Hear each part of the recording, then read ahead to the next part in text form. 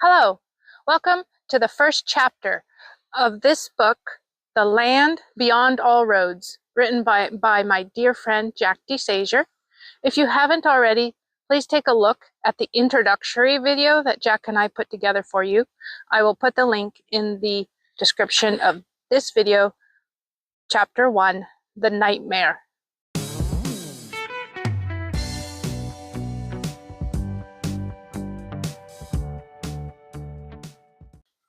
I woke up not being able to breathe.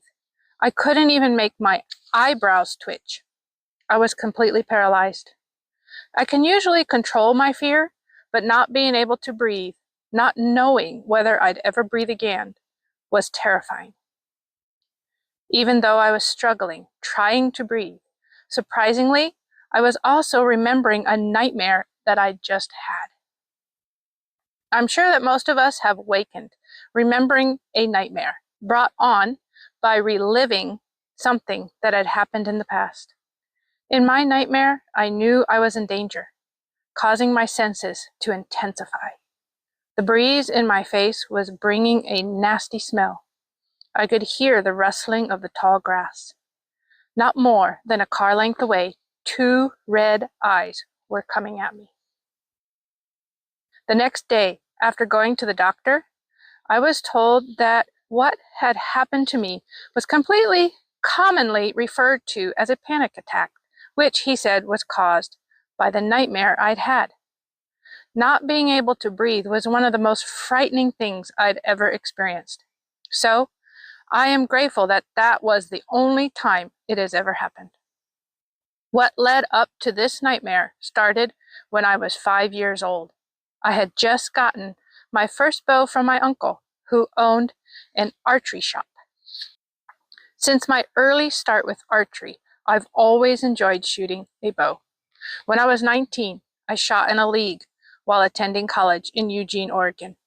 This was a big deal to me because I had very little free time when I was in school. I worked full-time, and my days were hectic, studying and working. The only thing I did for fun at the time was archery.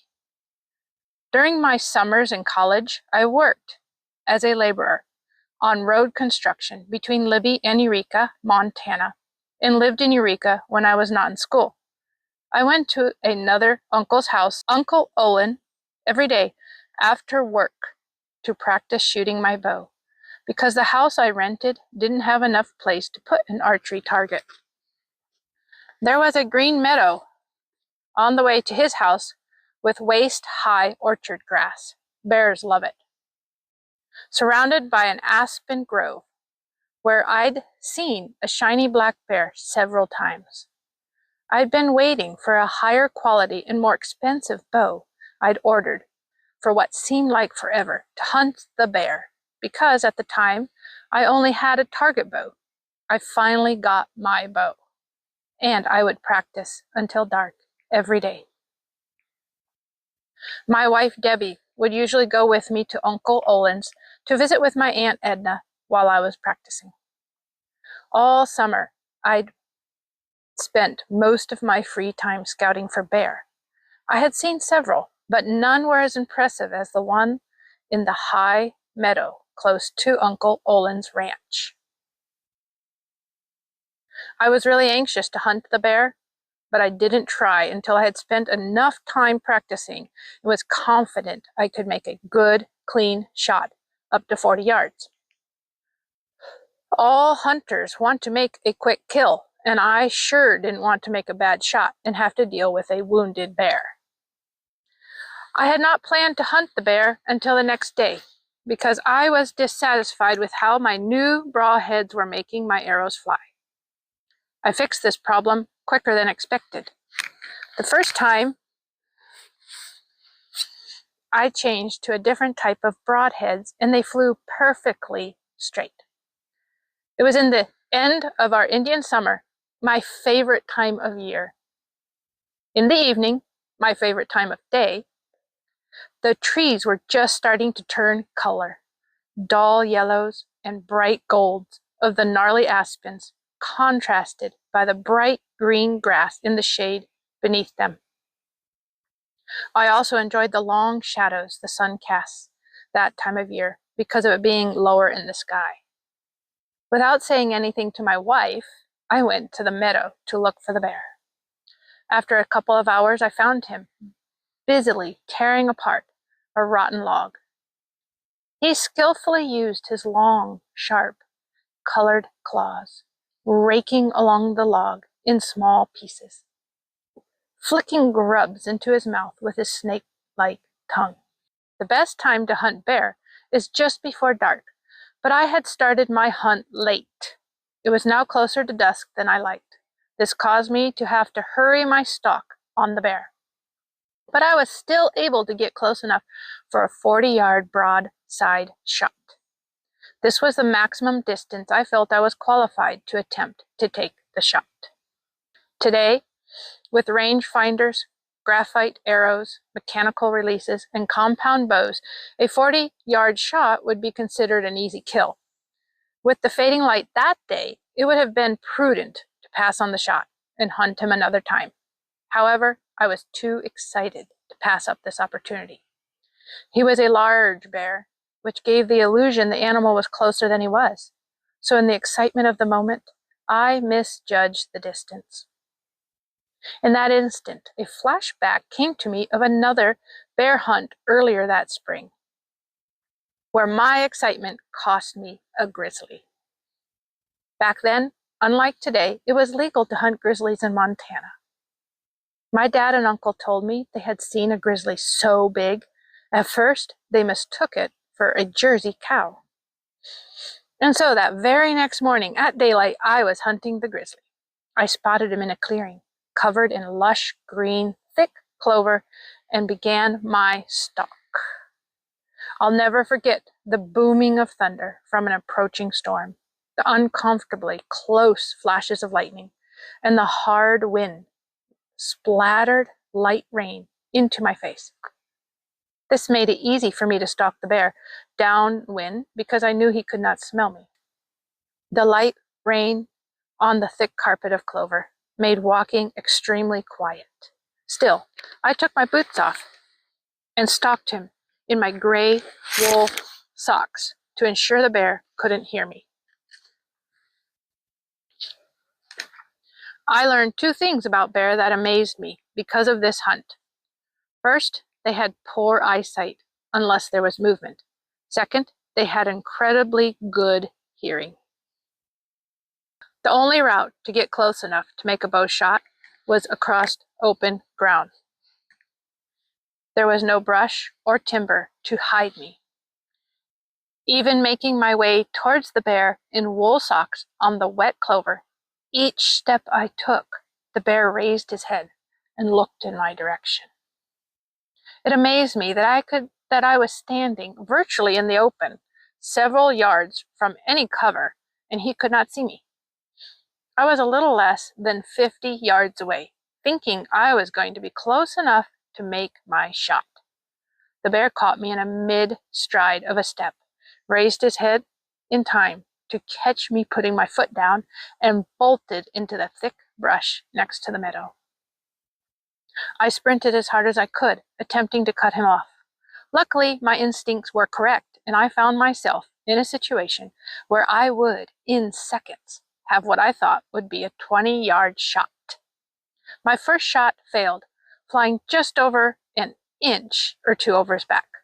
He heard the arrow glancing through the brush and jumped. But because the wind was in my favor and I had good cover, he had no idea where I was.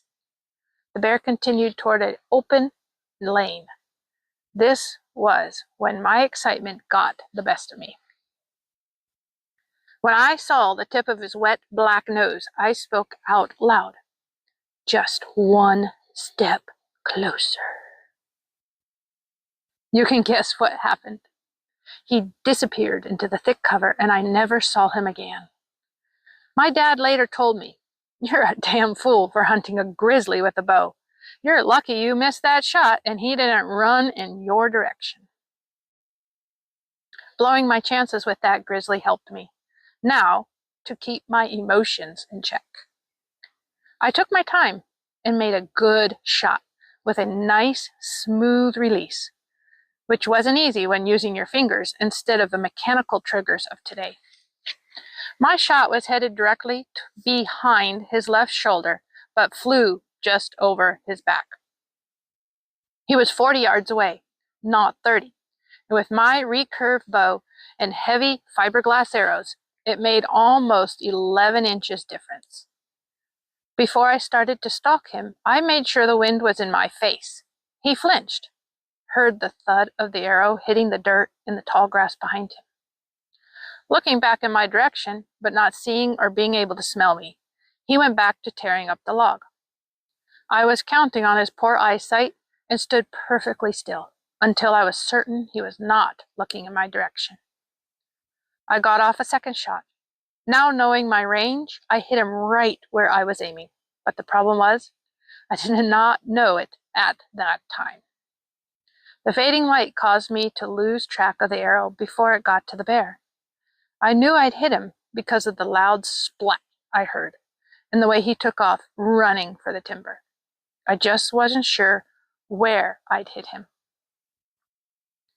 Like all good bow hunters, I wanted to give the bear some time before I followed him. When hit with an arrow, what usually causes the animal to die is hemorrhaging. Typically, the animal will only go a short distance if you do not pursue it. This greatly increases your chance of not losing the animal in a chase, which could go on for miles and possibly lose the trail. So I went back to my uncle's house and told my wife that I'd shot a bear, but didn't know how well the bear was hit. Other than a gopher, this was the first animal I had shot with a bow. I was getting more excited by the minute with the thought that I'd just taken a trophy bear. I waited more than an hour, and then I couldn't stand it any longer. I borrowed a flashlight from my uncle. Against my wife's protests, and since the meadow was on the way home, Debbie came with me.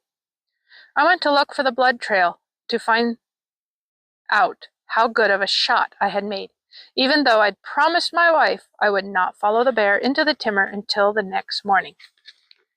She didn't want me to go anywhere near the bear, and it sure didn't help matters any that by now it was dark. To say that it wasn't a pleasant ride to the meadow would be an understatement. She was getting more upset by the minute. "How will you know where the bear's going to be?" Debbie asked. "Only a fool would go looking for a blood trail in the dark where you know there's a wounded bear. You've got nothing but a bow and a couple of sticks you call arrows to protect yourself." She kept saying that I should wait for daylight and take a friend and a rifle with me. I had to admit what she was saying made sense. It's not that I am fearless by any means. It's just that I get so excited that sometimes I don't think of the consequences. This personality trait has led to many injuries and resulted in me having ACLs in both my knees replaced, plastic surgery on my face, and dozens of emergency room visits for various injuries. My buddies had been laughing and making jokes about me for many years. "You should write a book, because it's always an adventure when Jack goes hunting," they'd tell me. In this part of the world, it seems funny to your friends if you get hurt breaking a horse or making stupid mistakes while in the outdoors. But Debbie wasn't laughing. I left her in the car, about 20 yards or so from where I had shot the bear. I only had to go a few feet before, with my flashlight, I saw the grass matted down with the weight of the bear's blood and bloody pools the size of dinner plates on the top of the grass. The bright red blood indicated the arrow had hit in the lungs, which is what I had hoped. So I started to turn around and head back to the car. But in the glare of the flashlight, I saw two red eyes moving towards me. I'm sure almost everyone has seen and knows that animal eyes light up when you shine a light at them. But for those of you who don't know, many predators' eyes have a red tint to them. Glaring back at me from the tall grass were the two reddest eyes I had ever seen. There was no doubt in my mind that I had a wounded bear walking towards me. His nose was up in the air, sniffing, trying to smell me. And fortunately, he was moving very slow. In hindsight, I wonder why I didn't think of getting out of there. At the time, to protect myself, I didn't think of anything but shooting him again. Getting a shot at him was more difficult than you might think, because no one had headlamps in those days. To keep the light on him, I had to put the flashlight in my mouth. This didn't work because I used the corner of my mouth as an anchor when shooting a bow. The only thing I could think of to do was to put the light on the ground and use my foot to angle the beam on the bear. The waist-deep grass certainly didn't make this any easier. During this whole time, the bear kept getting closer to me. When he was no farther than a car distance away, I finally took the shot. Well, all hell broke loose. To this day, I've never heard anything like it. I had no idea bears could make such terrifying sounds. The commotion was just a few feet away from me. At least I had enough sense to run away from the light. But then I was in total darkness and could see nothing. All the while I was hearing the bear roaring, popping his jaws, and rolling around, throwing dirt and grass in the air. I stood as still as I could, my knees shaking. But finally, everything got dead quiet. I had plenty of time to ask myself how I'd gotten myself in this predicament, and I couldn't come up with a good answer. A few minutes seemed like hours. Everything being silent, I went over and picked up my flashlight, then started walking back to the old logging road next to the thick timber. The anxiety from waiting in the dark until I believed it was safe to move was intense. I completely lost it when, right next to me, I heard a loud grunt and all kinds of brush breaking. I was still about 100 yards away from the car. I knew that if the bear was charging me, it would take too much time to do what was required to try to defend myself with my bow. So I took off, running as fast as I could. Folks in bear country know that a bear can run twice as fast as any person, so I knew I was in trouble. Hoping I had a big enough start, I threw my bow into the brush and tried remembering the sprinting techniques my track coaches had taught me. But still, with every stride I took, I couldn't stop thinking of the pain I was going to feel when the bear's sharp teeth and powerful jaws tore chunks of meat out of my backside. What was most frightening to me was that I could hear the wounded bear's raspy breathing close behind me, which caused me to run hard enough that my lungs felt like they were going to blow out of my chest. I was still envisioning the angry bear reaching out to take a bite out of me when I grabbed the door handle of the car. Guess what happened next? Debbie had the doors locked. Sounding like a frightened little girl, I screamed, "Open the door, Debbie! I heard the bear right behind me." "Serves you right for being stupid enough to go looking for a wounded bear in the dark," she yelled back. "I am not unlocking the door." With what air I had left in my lungs, I kept pleading with her and pounding on the door. Fearfully, I turned and looked behind me. God had answered my quick prayer. I didn't see the bear anywhere. Fortunately, it had been a fake charge, and the bear had only followed me a short distance. But because, in my mind, I believed the bear was chasing me, it was just as terrifying as if he had been. Debbie had turned the headlights on a few moments before I got to the car, so she knew there wasn't a bear after me. As soon as she let me in the car, I saw the humor in what had happened and started laughing. But Debbie was still frustrated, and because she had been afraid for me, it took her a long time to see any humor in my adventure. She was still upset early the next morning when a friend and I left for the meadow, this time with a rifle. It was extremely easy to pick up the blood trail and track the bear.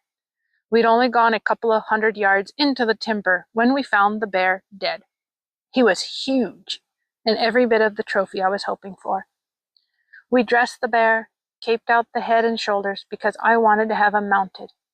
The mount is still on my office wall. We took a shorter route to the vehicle, going through the thick timber from the meadow. I couldn't believe it when we found another dead bear on our way back. It was lying less than 50 yards from where I'd taken the shot using the flashlight the night before. The arrow had hit the bear in the neck, penetrating the vitals, and there was nothing but the fletching of the arrow showing. Reality suddenly hit me. Unfortunately, I had killed 2 bears. Although I had made clean kills, I felt terrible.